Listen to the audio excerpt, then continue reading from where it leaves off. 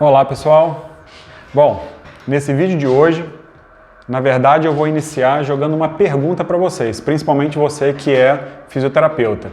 Você, durante a avaliação dos seus pacientes, você costuma avaliar o ângulo de dorsiflexão do tornozelo dos seus pacientes? Caso você não avalie, principalmente daqueles que apresentam lesões de membros inferiores, caso você não tenha o hábito de avaliar o ângulo de dorsiflexão de todos eles, nesse vídeo eu vou mostrar qual é a importância de avaliar e qual que é a repercussão que essa limitação vai gerar não só no pé, mas também em joelho e em quadril. Então, o que pode gerar uma limitação da dorsiflexão nos nossos pacientes? O primeiro e mais comum são as entorses. A entorse de tornozelo, ela gera toda uma restrição capsular, ligamentar, articular. Então, devido a essa limitação, a tíbia começa a ter uma restrição de movimento sob o talos, consequentemente a capacidade de dorsiflexão desse paciente vai diminuir. Outros fatores pode ser também um encurtamento de gastrocnêmio, solear, também vai gerar uma perda da dorsiflexão, uma limitação desse movimento. E o que isso gera de repercussão para o nosso corpo, para o nosso membro inferior? A partir do momento que eu tenho uma limitação do movimento de dorsiflexão, outras articulações terão que compensar essa perda. A dorsiflexão, ela é realizada no plano sagital, tá? Movimento de dorsiflexão. Se no plano sagital eu tenho uma limitação desse movimento, os outros planos serão compensados das outras articulações.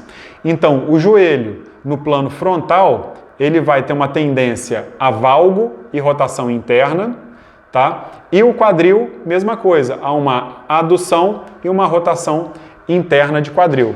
Então, esse paciente, devido a uma limitação da dorse, começa a apresentar um valgo dinâmico do joelho e uma adução e rotação interna do quadril.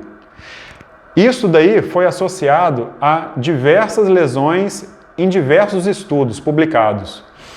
Muitos deles associam a limitação da dorsiflexão com diversas lesões de membros inferiores, como por exemplo, síndrome da banda iliotibial, condropatia patelar, tendinopatia patelar, tendinopatia de calcâneo, fascite plantar, fratura por estresse de metatarso e de tíbia e até mesmo aumento do risco da lesão de cruzado anterior. Tudo isso associado à limitação da dorsiflexão, tá? Através de toda essa cadeia lesional que eu acabei de falar. Tem um artigo que foi publicado em 2015, interessante, que nesse artigo eles realizaram o teste de step down, tá?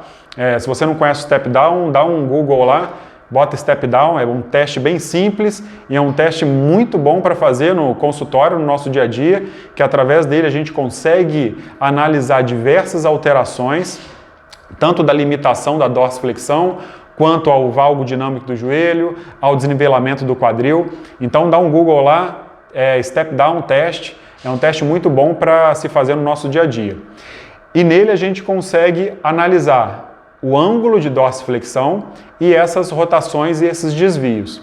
E nesse artigo ele identificou que pacientes com 17 graus ou menos de dorsiflexão, de ângulo de dorsiflexão, eles são mais propícios a desenvolver o valgo dinâmico de joelho, tá? De apresentar o valgo dinâmico de joelho. E os pacientes com 18 graus ou mais não apresentavam esse valgo dinâmico. Ou seja, nesse artigo com 17 graus ou menos, o paciente durante o teste do step down apresentava todo um desalinhamento de membro inferior, um valgo de joelho, uma rotação interna de quadril, devido à limitação da dorsiflexão. E nesse mesmo artigo, eles colocaram um calço e pediram para ele realizar o step down. E esses pacientes que tinham essa limitação, essa dorsiflexão de 17 graus ou menos, com o calço, o valgo dinâmico do joelho foi normalizado. Então, hoje em dia a gente analisa o paciente e aí a gente vê o quão é importante dar atenção para a limitação da dorsiflexão. Porque muitas das vezes o paciente está sofrendo uma lesão, mas o problema, a origem do problema está justamente nesse déficit de dorsiflexão. E aí a gente pode fazer uma avaliação dessa dorsiflexão de diversas maneiras, de duas maneiras. A medição da dorsiflexão a gente pode fazer em cadeia cinética aberta ou fechada. Tá? Em cadeia cinética aberta, o paciente vai deitar de barriga para baixo, você vai flexionar o joelho a 90 graus e ele vai fazer o movimento de dorsiflexão e você com o goniômetro vai aferir qual que é a angulação desse movimento, sempre bilateral. Uma outra maneira de fazer é em cadeia cinética fechada, é como se fosse um alongamento de panturrilha, né? O paciente vai estar de pé, vai posicionar o pé próximo à parede, tá? Mas não colado, deixa um espaço, ele vai fazer uma flexão do joelho, tentando fazer uma dorsiflexão, e ele vai chegar até no limite, não deixando o pé se deslocar do chão. Nesse limite, antes do pé deslocar do chão, vai lá e mede o grau de dorsiflexão. Então existem essas duas maneiras. E cada maneira apresenta uma angulação diferente. O paciente em cadeia cinética aberta, deitado de barriga para baixo, ele vai apresentar uma angulação menor. Ele em pé, em cadeia cinética fechada, a angulação é bem maior, quase que o dobro, às vezes até um pouco mais do que o dobro. Só que não existe uma angulação ideal publicada hoje em dia, comprovada cientificamente, do que é o ideal de um paciente ter. Não existe esse número. Então, o que é importante? Não a gente prestar atenção em números, mas comparar um lado com o outro, para ver se o lado que ele está apresentando toda alteração, valgo dinâmico, rotação interna, ele também apresenta um déficit de dorsiflexão comparado ao lado contralateral. Tá? Então não se atentem a números, tá? Número não vai te levar a caminho nenhum. Presta atenção justamente nos dois lados e analisa se um lado tem alguma diferença em relação ao outro. Se encontrar essa diferença, para tratar essa patologia, essa lesão que ele está sentindo, certamente você vai ter que mexer nesse tornozelo do paciente.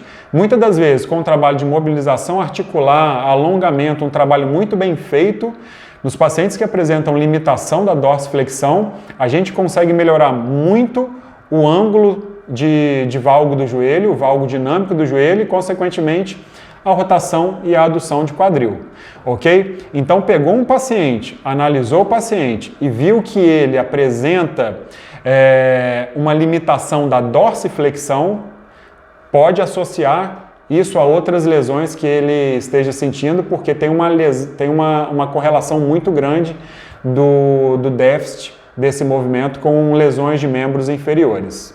Ok? Então a dica de hoje foi justamente para você não deixar de avaliar o ângulo de dorsiflexão de todos os pacientes que apresentam lesões de membros inferiores, ok? Porque essa limitação gera diversas repercussões, não só em tornozelo, mas como joelho, quadril, e isso pode gerar diversas outras lesões. Beleza? Essa foi a dica de hoje. Semana que vem, provavelmente, teremos mais algumas. Até a próxima.